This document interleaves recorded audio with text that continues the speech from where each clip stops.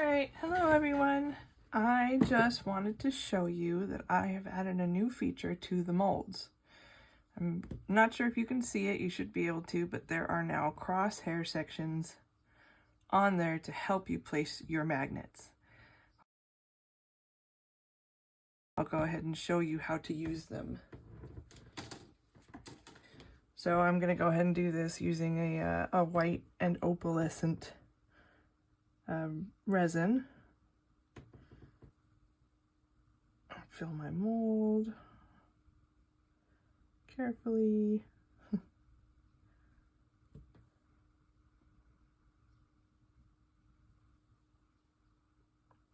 Try not to overfill. Underfilling is better because you can always bring a little bit more resin in afterwards as long as the bottom has been covered.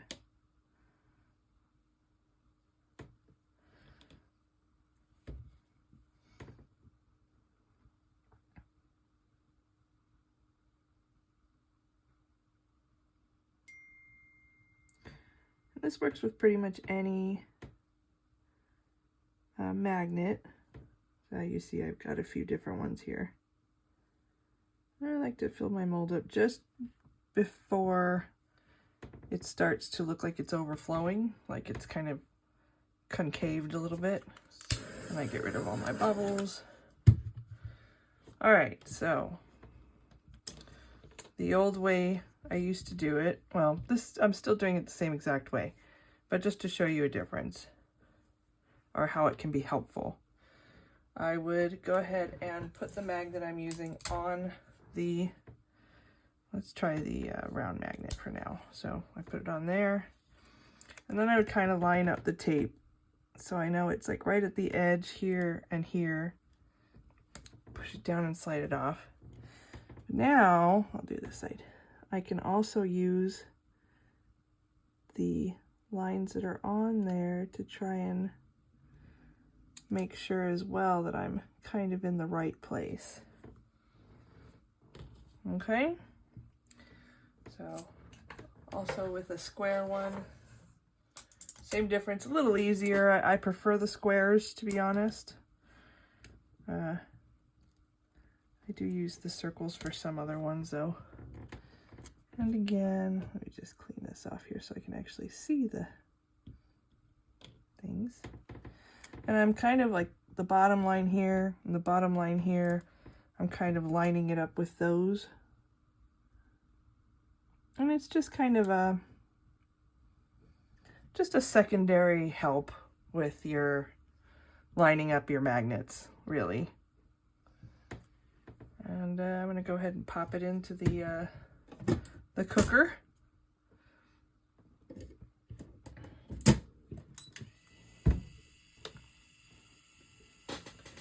I like to use a lot of different kinds of magnets. I have these very large ones, these very large squares here, and then I have the smaller squares that are much more closer to pair. The large ones are stronger, but they take up more room and they're more visible.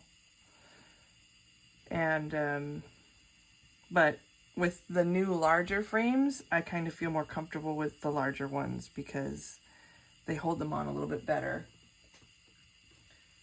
And then I have, that's not the one I used. This is the one I used. So these are all pretty good.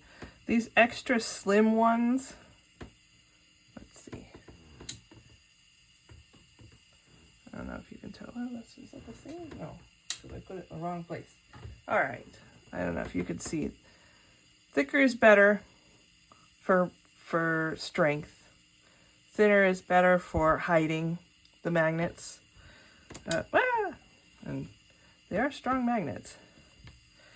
And these bigger ones, you can see the differences here. I get all my magnets from JC Magnetics. The thinner ones are, I believe, a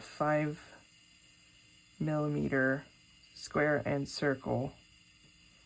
And then there's the thickness, which I don't know off the top. I think it's 1mm. But they work. They all work good. I just kind of use different ones as needed for different projects. try to always use the strongest, but also always make sure that I'm trying to hide it as well as possible. A few moments later. Okay, we're all done. Pull it out. I love this tape. This tape is amazing. It's from Amazon. It's for resin, actually, for like jewelry applications.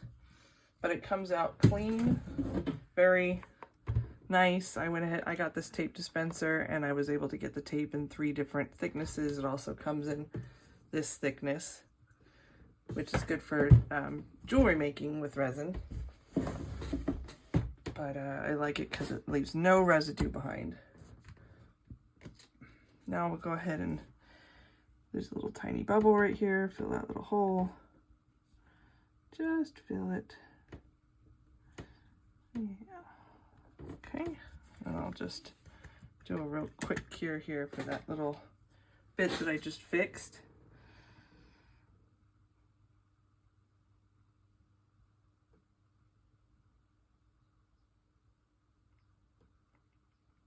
I have my cure set for 198 seconds.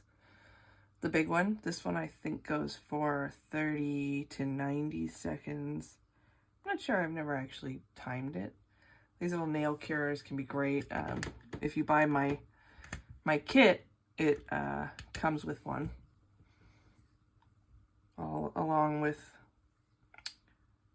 some resin and some little bits and pieces to be able to start, you know, making your toppers, some glitters and some mica powders and things of that nature.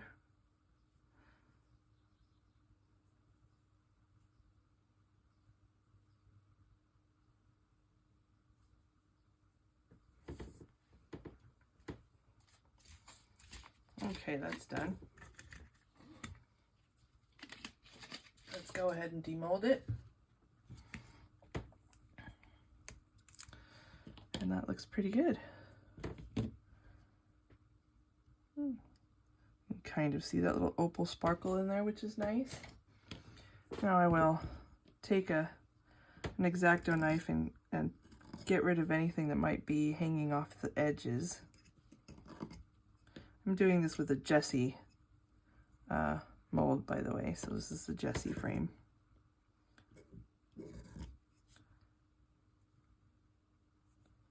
Here's a hair. Yep, I got it. And then, yeah, I will take my little electric file and just file the edges a little bit so they're nice and clean, but there you have it. And the magnets should be perfectly lined up. There we go.